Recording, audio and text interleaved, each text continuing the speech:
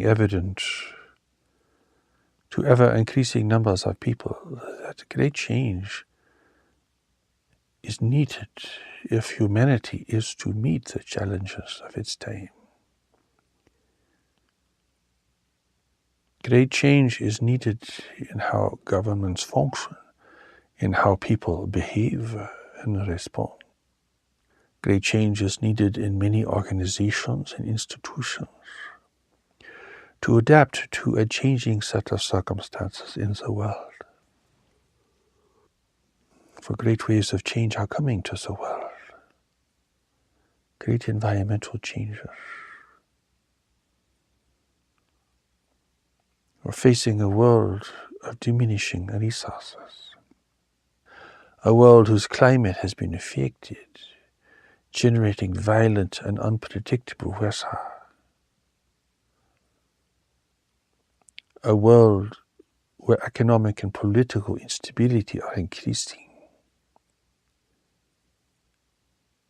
And there is a growing risk of conflict and war over the remaining resources. Surely you cannot just hold on to your preferred way of life, blinded in the face of the great waves of change. Many people proclaim the need for change, but they want other people to change. They themselves do not want to really change. They want to hold on to their privileges and benefits and have more, and lash out at anyone or anything they think will threaten their entitlements and their possessions.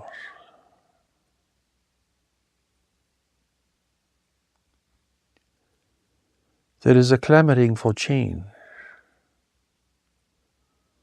But who will change and what will change? People who are wealthy want to keep their wealth and have more. People who are not wealthy want wealth.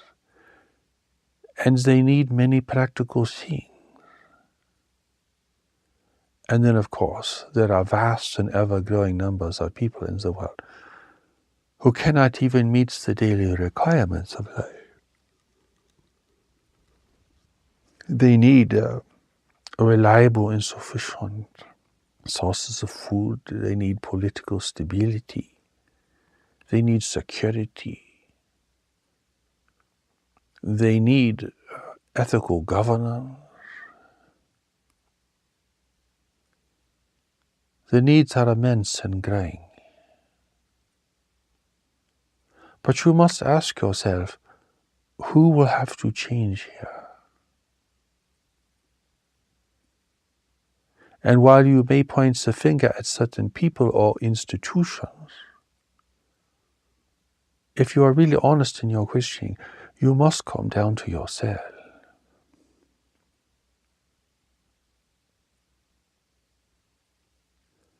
You must assess your real needs, the deeper needs within yourself, and contrast them with your preferences and your desires.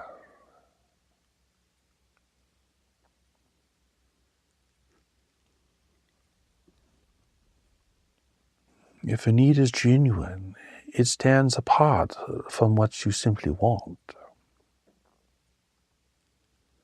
There are primary needs, of course. Need for food, water, shelter, safety and security. There is a need for true companionship, a need to be engaged with other people in meaningful and productive ways.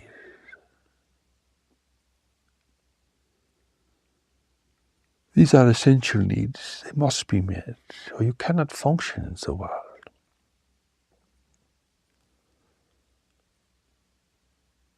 Then, of course, there is the need for a greater kind of relationship based upon what you are really here to accomplish. And that begins to move you into a higher level of needs. It's the need of the soul. the need to find the deeper knowledge that God has placed within you, to guide you, to protect you, and to lead you to a greater life within the world. There are psychological needs for creativity and productivity, for recognition from others, and for honest and productive communication. To meet these needs within yourself, you must change.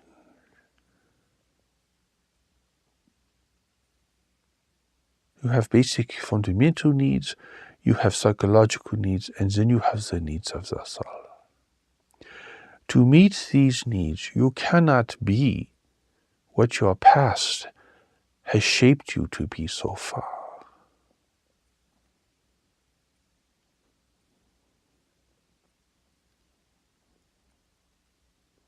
You may want the world to change around you, and you may agitate for this. And perhaps your requests are genuine, but fundamentally you must change. Or you cannot meet the needs of the body, the needs of the mind, and the needs of the soul.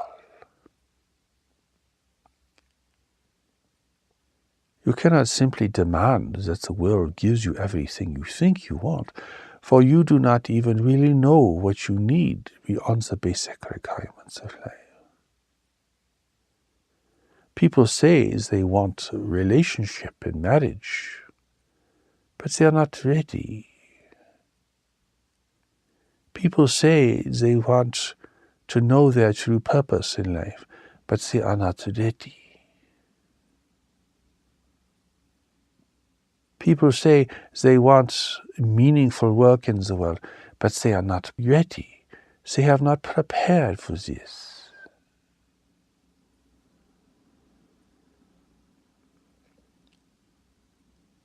They cannot have these things being the way they are now. They are not ready. They have not prepared themselves.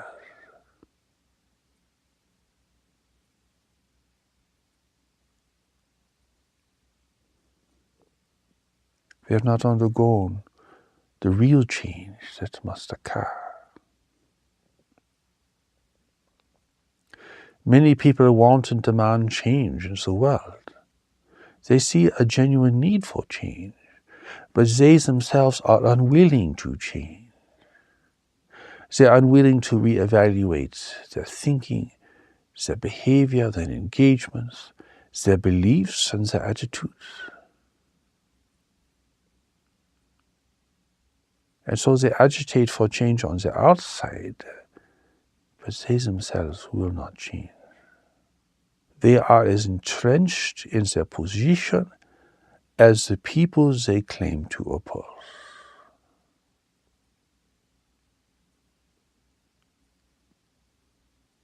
So you have conflict in the world by opposing parties that are entrenched in their views. They are unwilling to change.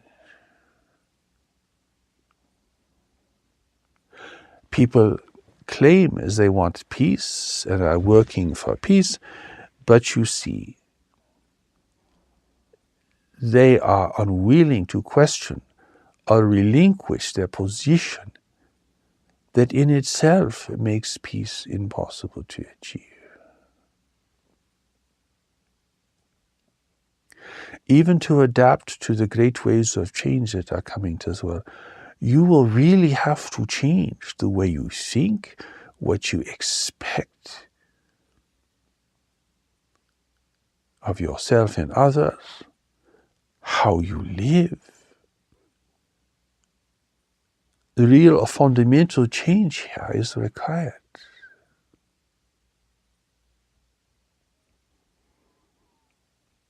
Just to be able to meet the changing circumstances of your life.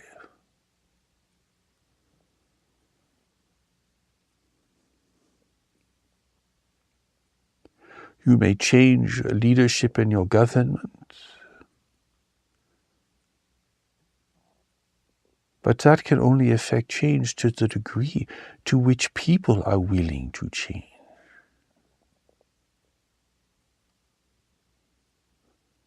Policies can change in governance of the nation, but if people are unwilling to change, unwilling to accommodate change, unwilling to go through the difficulty and the transition to a different set of circumstances, well, nothing really significant will happen. And when real progress is made, it is because there is a will to change, there is an ability to change. And people who are involved have to change.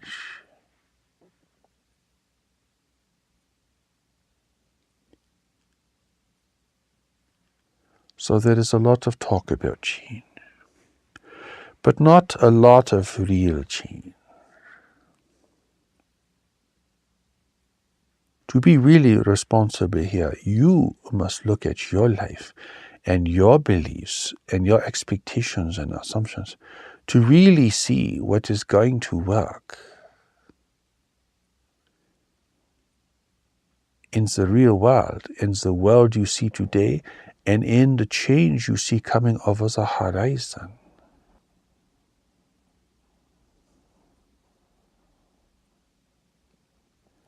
Because it is dishonest to demand change, to expect change, when you yourself are not willing to change. And to say, well, I will change if other people change, that is dishonest. That is placing the responsibility beyond yourself.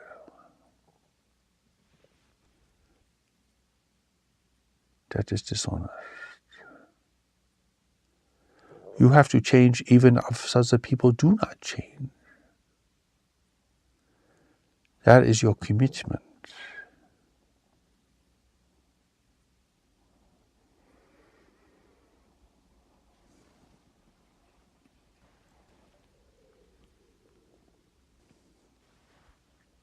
Real change is a change of heart. A change in the way you feel about things. A change in the way you see yourself and your life. A change not only in perception, but in what you choose to do as a result.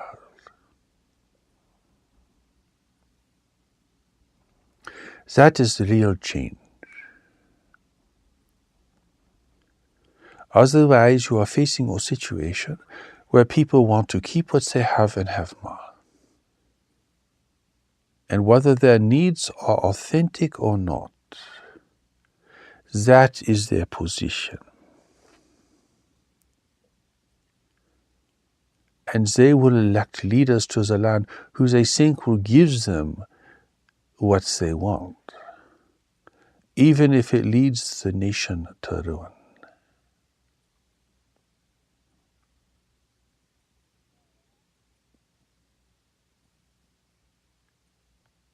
And any leader who claims that they are a candidate of change really will have to ask people to change the way they see themselves and have a change of heart. Because that is the level at which real change takes place. To merely change one's circumstances, to change where one works or lives, or even to change one's relationships, does not affect a change of heart.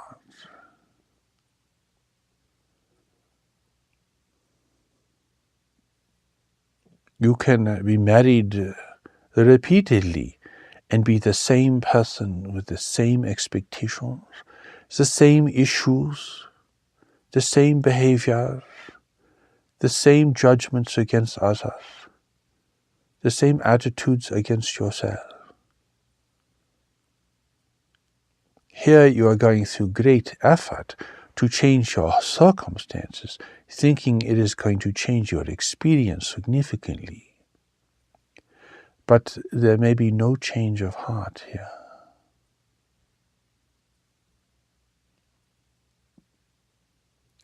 A fundamental change in how you see yourself and others and what you value.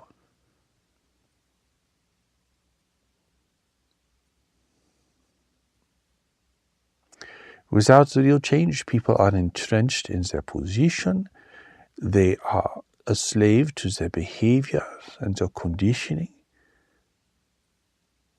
And they try to get along with others who are entrenched in their position and who are enslaved to their beliefs and social conditioning. And that gives you the world you see, a world of immense personal compromise, a world of immense tension, a world that is undergoing constant stress and that is casting humanity on a path of self-destruction. Either you will destroy yourselves through escalating conflict, or you will simply use up the world's ability to support you.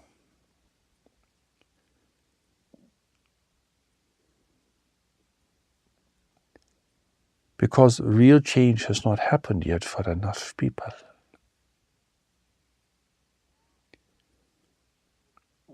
Real change happens because a deeper knowledge within you begins to exert its influence on your daily awareness. Here the deeper mind is connecting with your surface mind, the surface mind being the mind that you live with every day. Somehow a deeper conscience within you has broken through the barriers and the avoidance to reach you at the surface.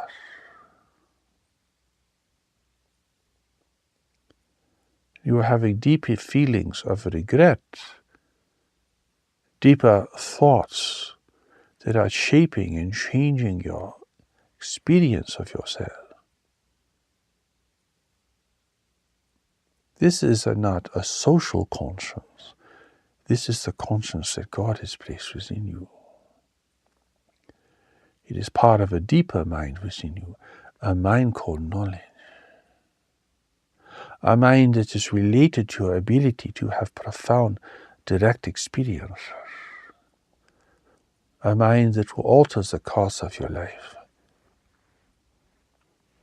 When we say you are experiencing a change of heart, it means you are experiencing knowledge within yourself. And you are being impacted by knowledge within others.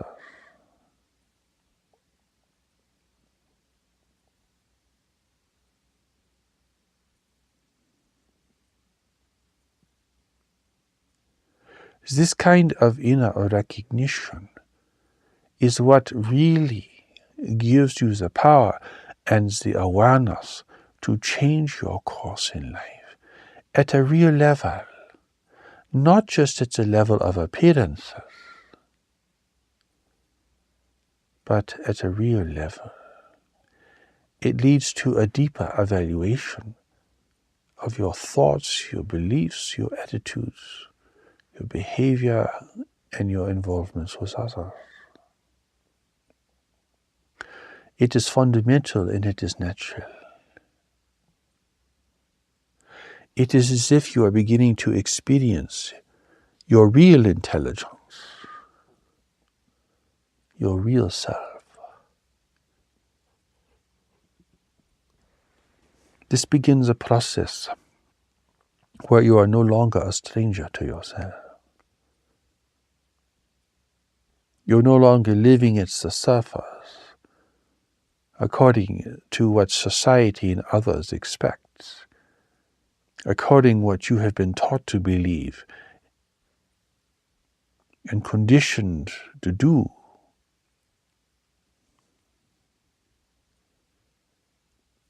beginning to have a real inner experience now. And it is a breakthrough if you can stay with it. And it will produce real change, a fundamental change in how you experience yourself and what you choose to do with your life as a result. Sometimes a dramatic and disturbing experience in life can create a change of heart. Sometimes the failure of another who is close to you, or the loss of a loved one, or the failure of your own enterprise can create a real change of heart in you.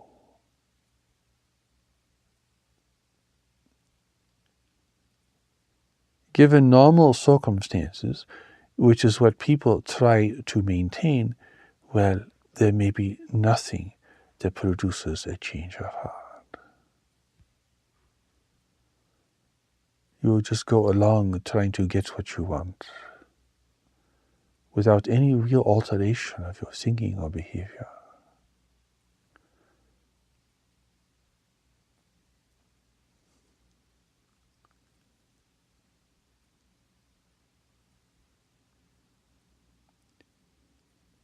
Change on the outside requires a change of heart for the individual.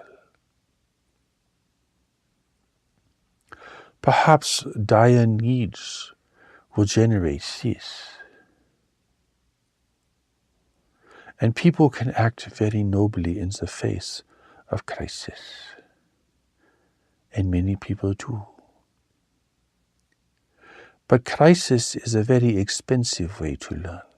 For many people fail and even perish in the face of crisis. Therefore, do not wait for crisis to create the stimulus, the motivation to produce a change of heart within yourself.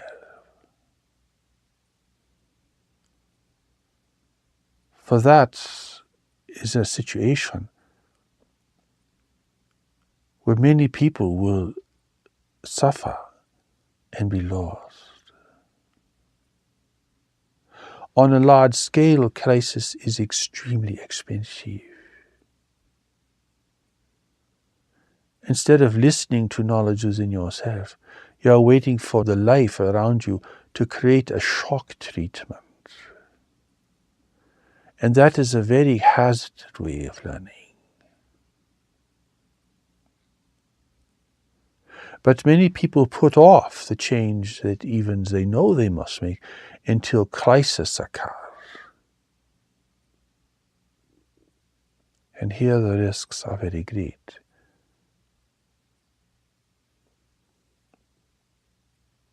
If humanity does not prepare for the great waves of change and alters the course of human behavior on a larger scale, there will be crisis.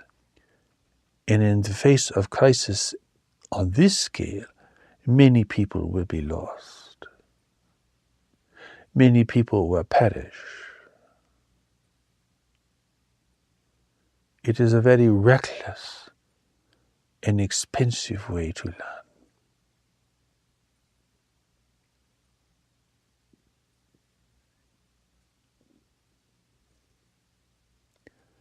Therefore, it is more intelligent to learn without paying such huge prices or requiring others to pay such huge prices. Knowledge within you can guide you through every turn.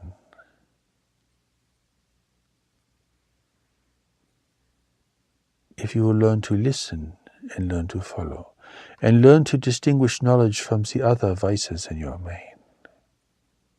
The voice of fear, the voice of desire, the voice of your culture, the voice of accommodation, the voice of compromise, the voice of condemnation. There is only one true voice within you. Do not wait until your life is in crisis to change things that you know you must change and have known you must change.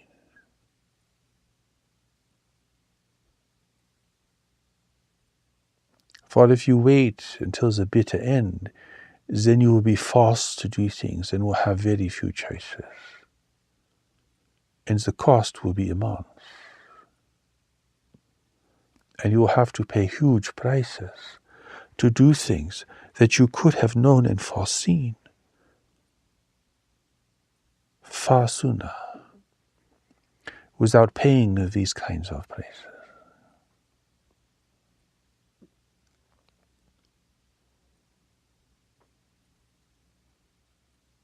To change before change is forced upon you requires a change of heart, a kind of shift within yourself, a shift away from living only at the surface of your mind, constantly preoccupied, constantly busy, constantly caught up in your desires, fears, and judgments of others, to learn to listen to the deeper current of your life, which is speaking to you all the time.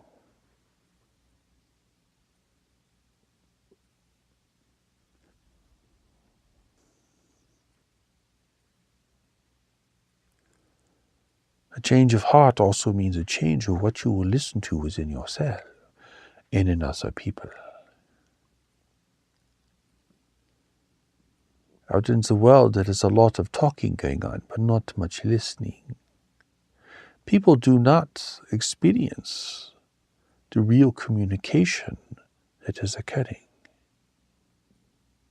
They choose to remain unaware of the great needs around them. They choose to live at the surface so they do not feel pain or discomfort. They live at the surface so they do not feel they have to take any greater responsibilities in life or affect any change in their thinking or their circumstances. They want the world to change, but they do not want to change. The problem with only wanting the world to change is that there are other people who disagree with you. Perhaps they want the world to change in a different way, or they do not want to have things change that you want to have changed. So now you are in opposition with others. Now, if you become more deeply involved, you have to deal with struggling with others who feel threatened by your desire for change, who feel they will be deprived or diminished because of the change that you want to effect. And so you have opposition.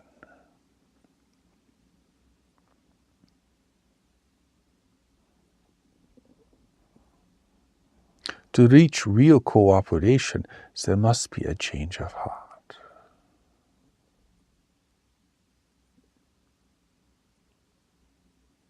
For people to really make sacrifices to bring about things that are obviously necessary requires a change of heart. It requires the presence and the power of knowledge. It requires a recognition of what is really occurring and the risks and hazards of not responding to a genuine set of needs.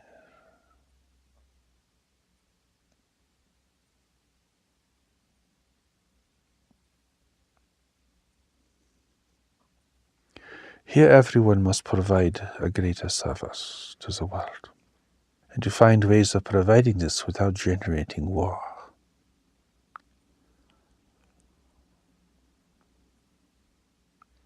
Here people must listen to others, even others who disagree with them, to hear what the other person is really asking for, and what they are really concerned about.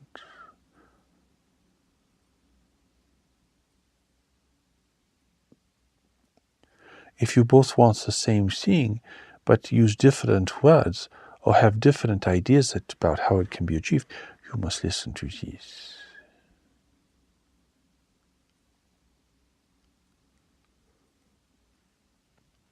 This is very important.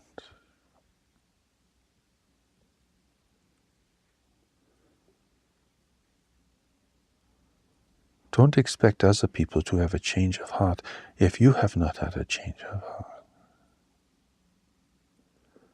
Don't require of others what you yourself are unwilling to do. Don't ask others to change if you are unwilling to change. And here you must be willing to change even if they are not willing to change. That is what will give you the power and the integrity to really reevaluate your life and to discern a greater direction for yourself.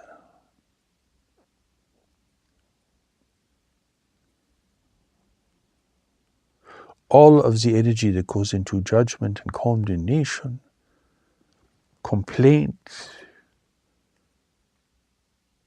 outrage against others is energy lost in waste. Energies that could have been brought into a deeper evaluation of your life and a refocusing on what you yourself must do.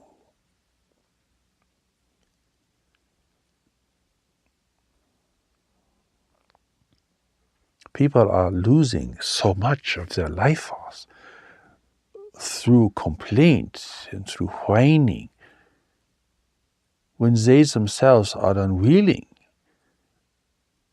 to make the kind of personal changes and sacrifices that would be necessary to be a force for change in the world.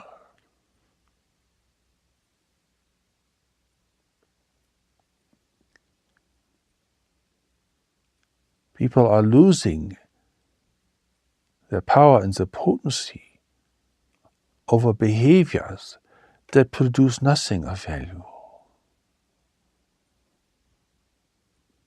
It is easier to criticize than it is to create. It is easier to demand and expect things to happen than it is to make things happen.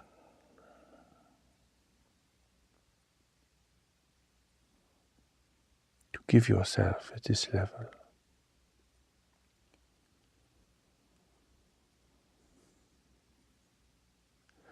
This requires a change of heart. That the things that you really value is that you really feel are important. You're going to have to go out and make some things happen.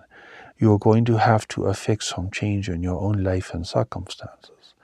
You're going to have to break free of relationships that aren't going anywhere, with people who do not share a deeper inclination and a deeper direction that you are now discovering for yourself. You're going to have to give up the perceived benefits and compromises that hold you back and keep you right where you are. What drives you to do this and gives you the power to do this is the power and presence of knowledge within yourself. For it is not afraid. It is not compromised.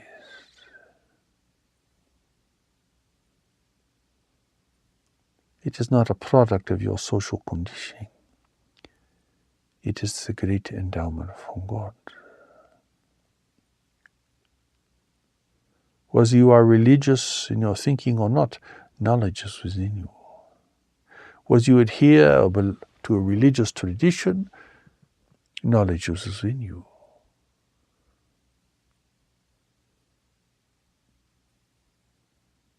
It's the power God has given you to find your true direction in life.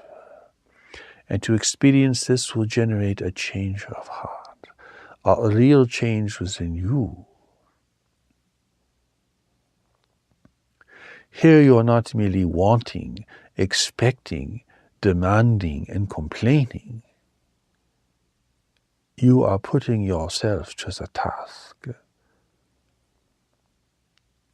of finding and following a deeper and more profound direction in life.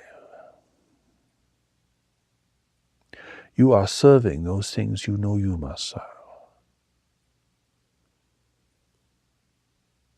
without the mere intention of enriching yourself or giving yourself prestige or dominance over others. You are serving from a pure motivation. And this gives you strength, and this gives you determination, and this gives you perseverance, of a kind that personal ambition alone can never provide.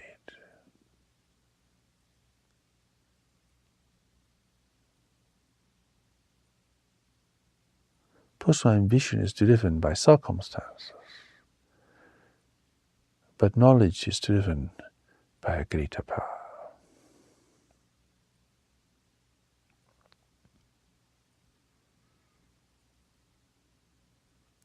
While you recognize the need for change in the world around you, the need to change in how people live, change in government, change in how people use the world, change in how people behave according to each other. You must really look at yourself. Are you living the life you were meant to live? Are you really being honest with yourself about what you are doing regarding your activities and involvements with others? Are your relationships built on a firm foundation and upon a real resonance with one another? Are you engaged in work that will be sustainable into the future, given the great waves of change that are coming to the world?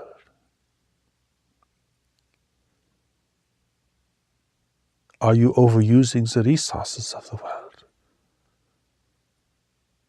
What is your relationship there? Are you honestly engaged with the primary people of your life?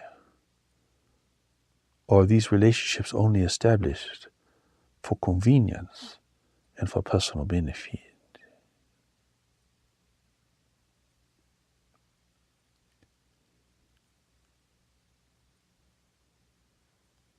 Now you're getting down to the real questions, for which there are no immediate answers necessarily, because you must live with the questions for the answer to reveal itself, and for you to find the strength to respond to what you are seeing and knowing. This requires real work. It is not an activity that can be carried on by the lazy or the indolent.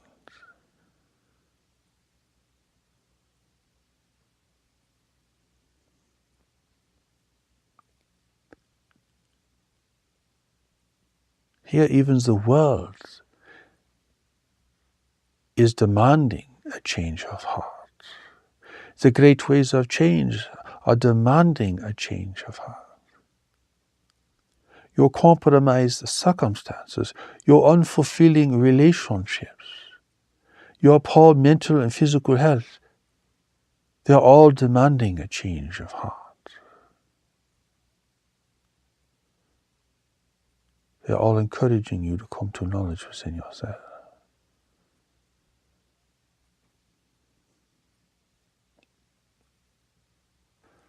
When someone really has a change of heart, it is a remarkable thing.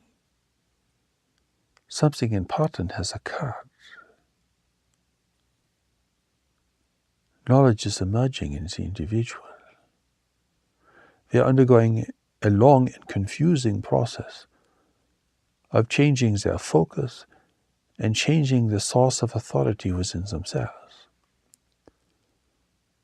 changing from their wandering desires and their social conditioning to a deeper power and presence, and to a deeper conscience within themselves.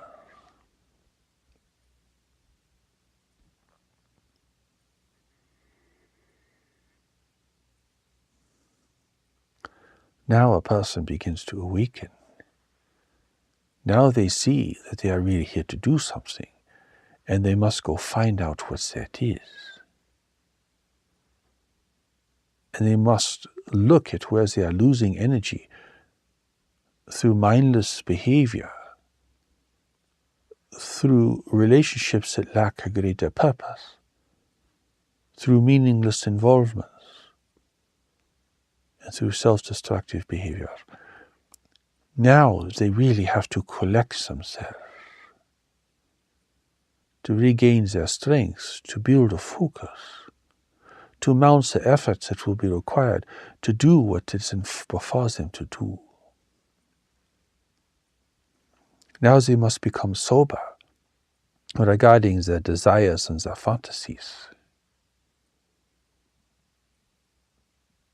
They begin living a real life.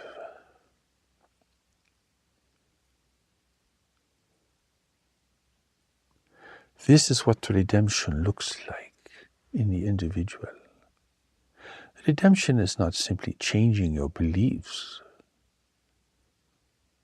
It is not simply adopting a different social posture or political viewpoint. That is not redemption. Redemption is a change of heart at a fundamental level.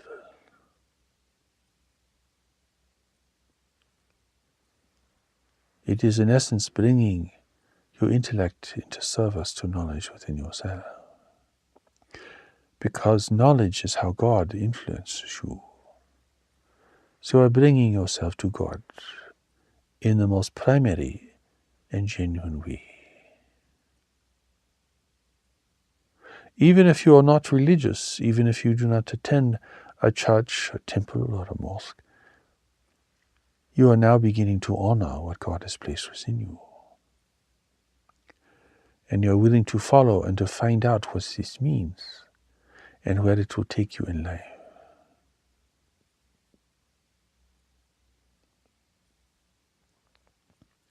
This is a real change of heart. Here, instead of judging and avoiding others, you begin to discern why they are the way they are and the circumstances that have led them to behave the way they behave. And you see that instead of judgment and condemnation, that this deeper recognition shows you the importance of following knowledge within yourself. The importance of undergoing a real change of heart.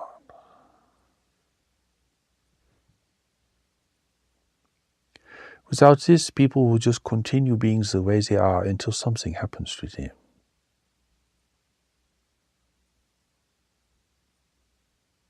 And what happens to them might evoke a change of heart, or it might simply destroy them, either slowly or immediately.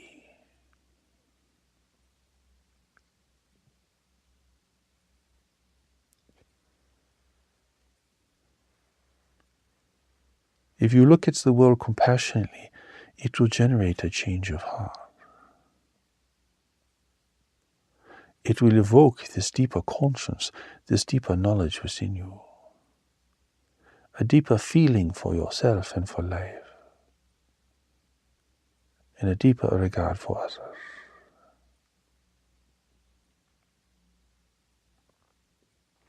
This takes you beyond the realm of ideas, beliefs, concepts. It takes you into a deeper experience. It begins to open your heart to yourself and to others.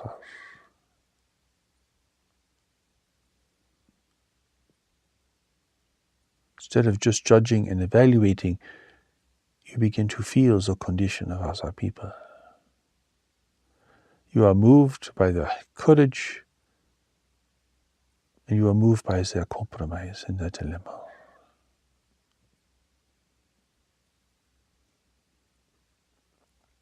You are moved by their achievements and by their suffering.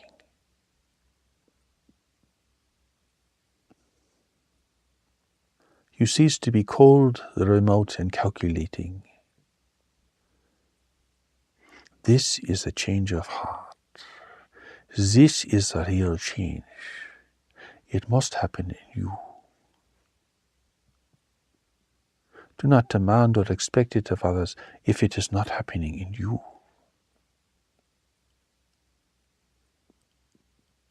And if it is happening in you, you must give it your attention. You must be there with it.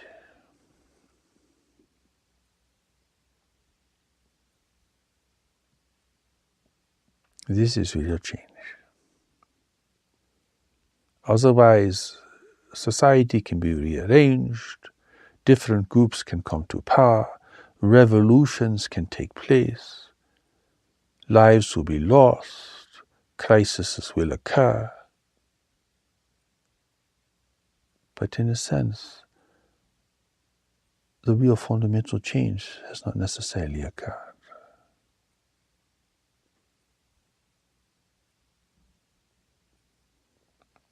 A breakthrough has not happened.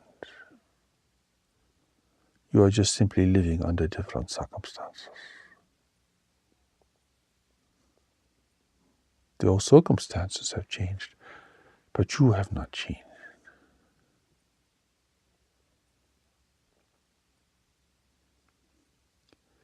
What really produces change is a change of heart in the individual and in enough people to generate a greater movement, a shift in values, the willingness to cooperate and to work for something important for the mutual benefit of everyone. All great movements in politics and in cultures have been the product of this change of heart. All the great compassionate activities of humanity, the commitment to restore the natural world, the commitment to meet great challenges in life, the commitment to serve those in need, this all comes as a result of a change of heart. Here you are willing to see things, know things, and do things that other people do not see, do not know, and do not do.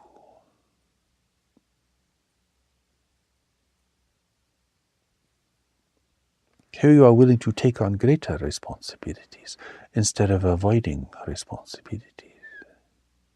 Here you become really engaged in the world instead of holding yourself back. Here you are put in a position of service to the world rather than just using it as a resource to fill your desires and your fantasies. It is like living a completely different life.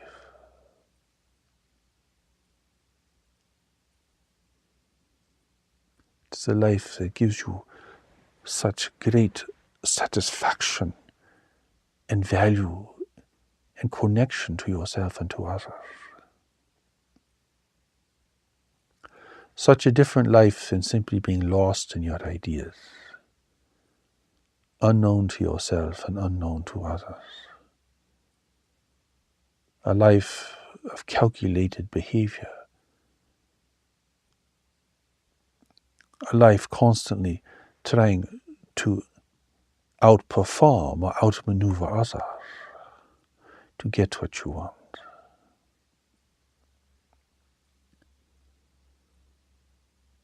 You can see here where corruption emerges and how it is fostered and built.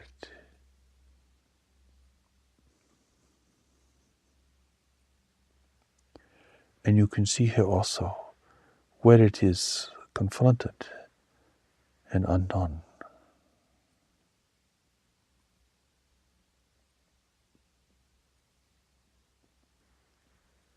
Seen from a greater perspective, it is all about knowledge.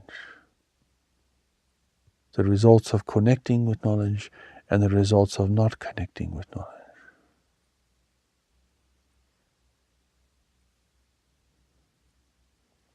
The results of living according to concepts in a life lived at a deeper, more profound level.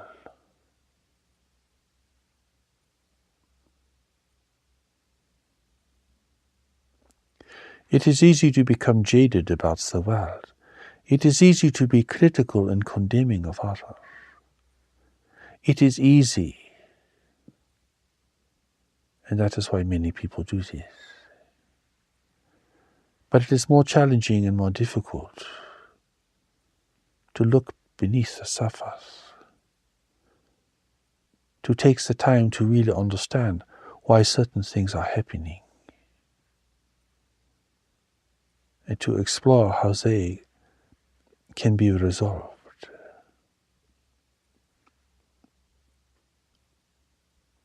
You give yourself to this greater involvement because there has been a change of heart. You can commit yourself to serving in the world and to being in deep relationship with others because there has been a change of heart.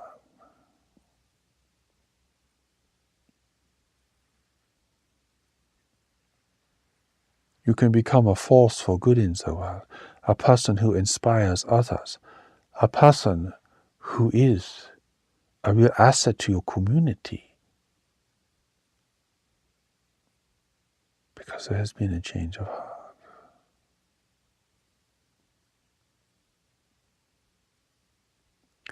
Somewhere along the line, your conscience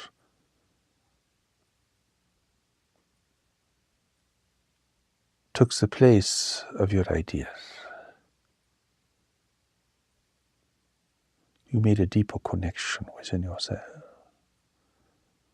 You felt the power and the presence of knowledge. You recognized something was really wrong, and you were going to commit yourself to its resolution. No longer just a critical observer of life, now you are a participant. Now you are engaged. And if your engagement is governed and motivated by the greater intelligence that God has given you, you will be compassionate.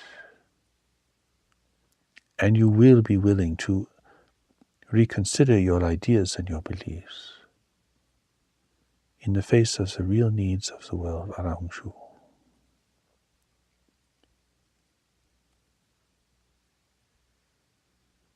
This is what the world needs. It needs people who are driven and guided by this greater power.